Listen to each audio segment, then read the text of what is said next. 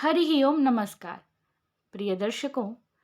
सूर्य की सीरीज में आज हम लेकर आए हैं आपके लिए नई वीडियो, जिसमें हम बात करेंगे सूर्य के दूसरे भाव में होने का क्या फल होता है। जब सूर्य कुंडली के दूसरे भाव में स्थित होते हैं तो ऐसे में जातक पर क्या प्रभाव पड़ता है और जातक को क्या कुछ प्रदान करते हैं सूर्य नारायण। इससे पहले मैंने सूर्य के प्रथम भाव में होने का फल बताया है।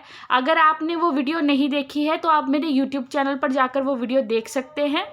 तो आइए स्टार्ट करते हैं आज की वीडियो। प्रिय दर्शकों, मैं आपको बता दूं कि कुंडली का दूसरा भाव इसे कहते हैं। आप देख सकते हैं कि मैंने वहां पर लिखा भी हुआ है दूसरा भाव। तो कुंडली का दूसरा भाव इसे बोलते हैं। और अगर यहाँ पर आपकी या फिर आपके परिवार में से किसी की कुंडली में सूर्य लिखा है तो उसका क्या फल रहेगा, चलिए बात करते हैं। प्रिय दर्शकों, जब कुंडली में सूर्य दूसरे भाव में स्थित होते हैं तो ऐसे जातक का जो जन्म समय होता है वो सूर्योदय से पहले का माना जाता है।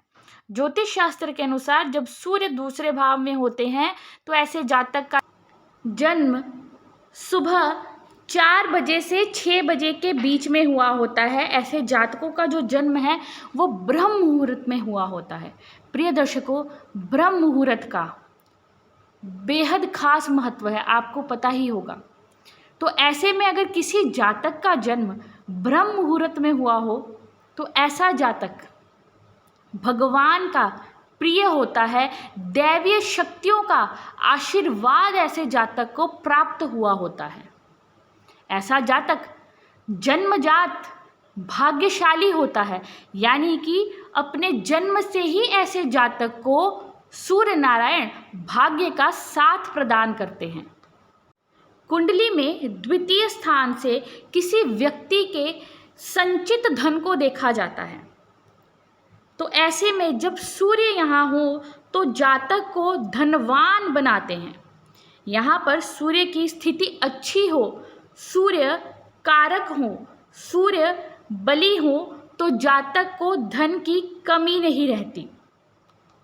प्रिय दर्शकों, मैंने अपनी कई वीडियोस में आपको बताया होगा और अगर आपने ध्यान से सुना होगा तो आपको पता होगा कि द्वितीय भाव से हम वाणी का विचार भी करते हैं। तो ऐसे में अगर सूर्य वहाँ पर स्थित हो, दूसरे भाव में सूर्य विराजमान हो तो जातक सत्य बोलने वाला होता है, स्पष्ट वक्ता होता है, सत्य वक्ता होता है। परंतु सत्य कड़वा भी होता है, ये तो आपको पता ही होगा।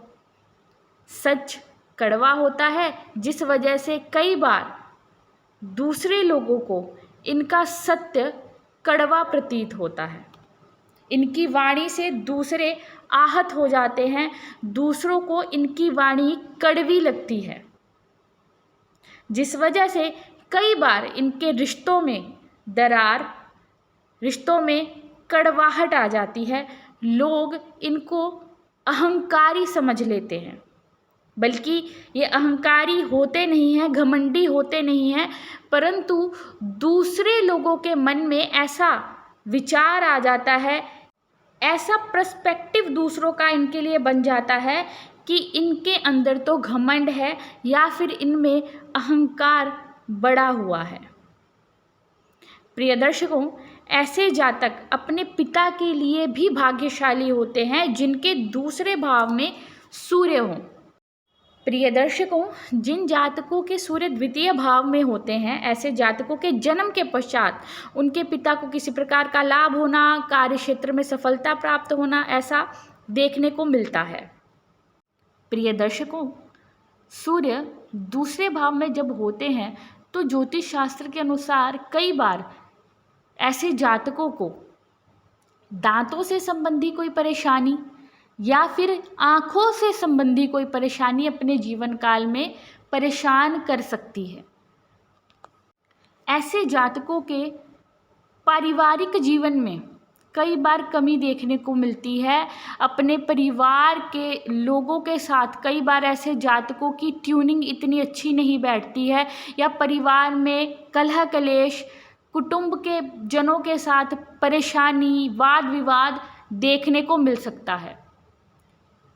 परंतु आर्थिक दृष्टिकोण से, धन के दृष्टिकोण से हम देखें तो सूर्य की ये स्थिति जातक को धन लाभ करवाने वाली होती है, जातक को मटीरियलिस्टिक सुख देने वाली होती है। हाँ, परिवार के सुखों में कमी हो सकती है, परंतु धन के दृष्टिकोण से, कार्यक्षेत्र के दृष्टिकोण से सूर्य की ये स्थिति जातक को लाभ प्रदान करने वाली होती है। ऐसे जातक को अपने पिता के साथ अच्छे संबंध रखने चाहिए, तो जीवन में उनको और लाभ होता है, कार्यक्षेत्र में और तरक्की मिलती है।